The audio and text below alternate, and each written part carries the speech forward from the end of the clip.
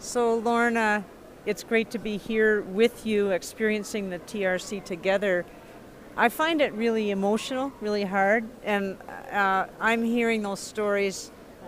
They bring back memories of friends I've worked with or other stories. For you, they must bring back memories of being in school yourself and the things that happened.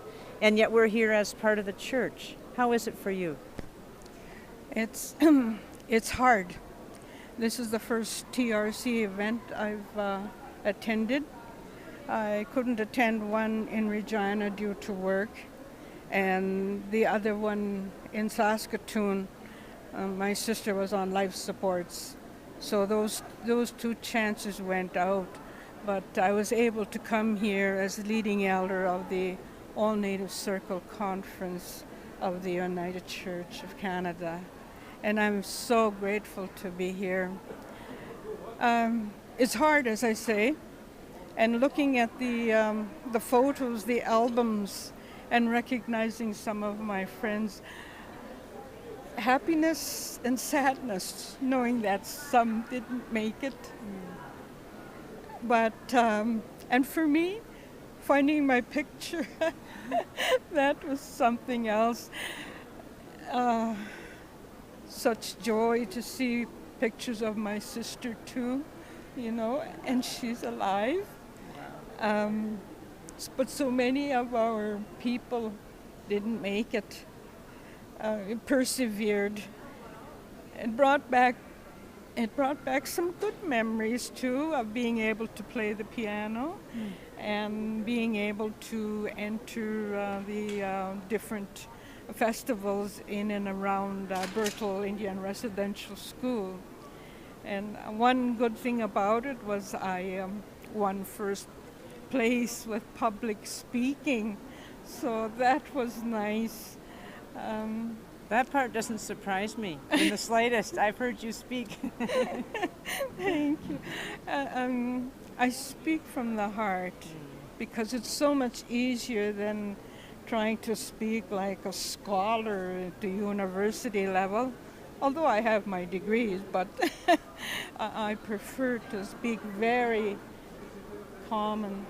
I guess because we're a humble people,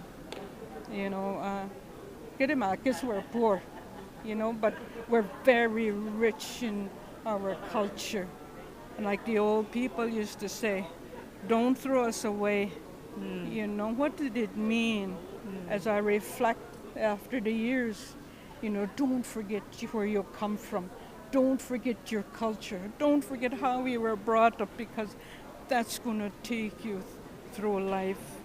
And it has for me to remember those words. What happened to my body is a different story, you see.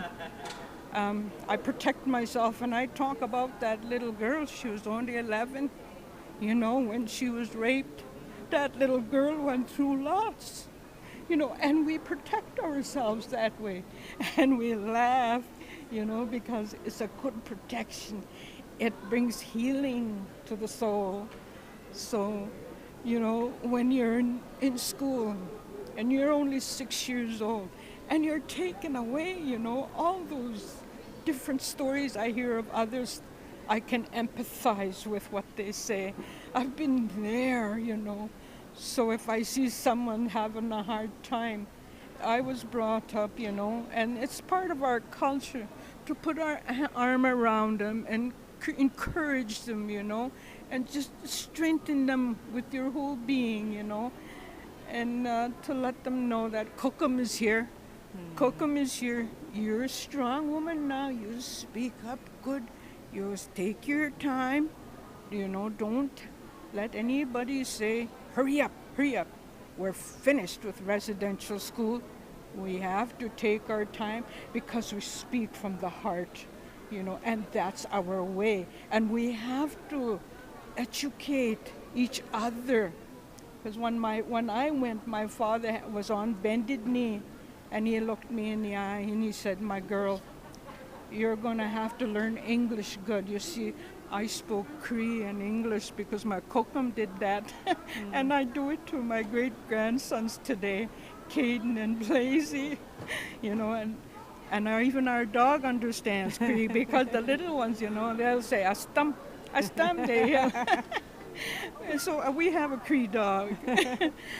But getting back to the language, my dad said, you have to learn to speak English, my girl, because you're going to have to fight the white man.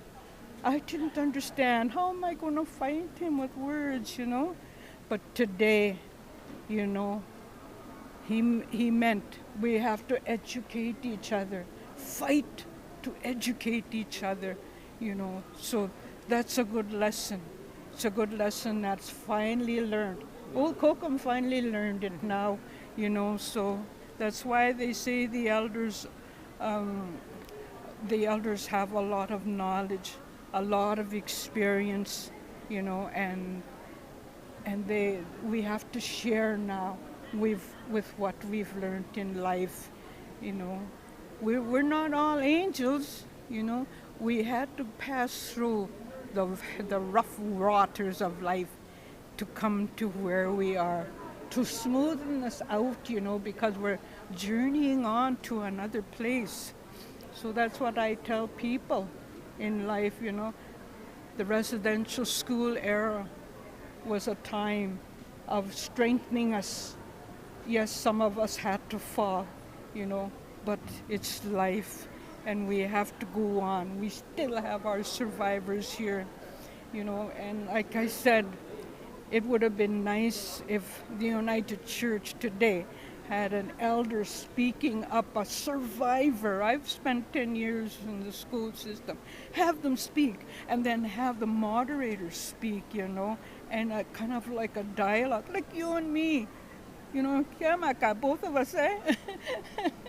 Well, there's time still to do those things too. For me, Lorna, being here together as two leaders in the church is so important, and I think we've got lots more to do to bring the healing that we need, and we can do it together. Yes, we can, and we can learn from what's going on too, and being very mindful and respectful of each other, and working as spiritual beings of what is good to do, and the words we use, and as I say, respect, that's the key to all this, and to be able to listen, not only with your ears, but the heart, and the actions will come. And yet, this is a part of reconciliation. Yes. This is a part of getting along, of what people back home would understand. We have to get along. And we now use the big word of reconciliation. How do we do that? Mm-hmm. We do it with our neighbors, yes, and when we get to know each other, we do it with each other. And we know where we're coming from and where we want to go, but how do we get there? So this is why we pray, and with the United Church, it's good for me, because what happened to me was from the United Church, But do I hold grudges? No, Why hold a grudge? But still life goes on, and we have to learn from that. So that's a good way, Miigwech. See, we're learning. Thank you so much.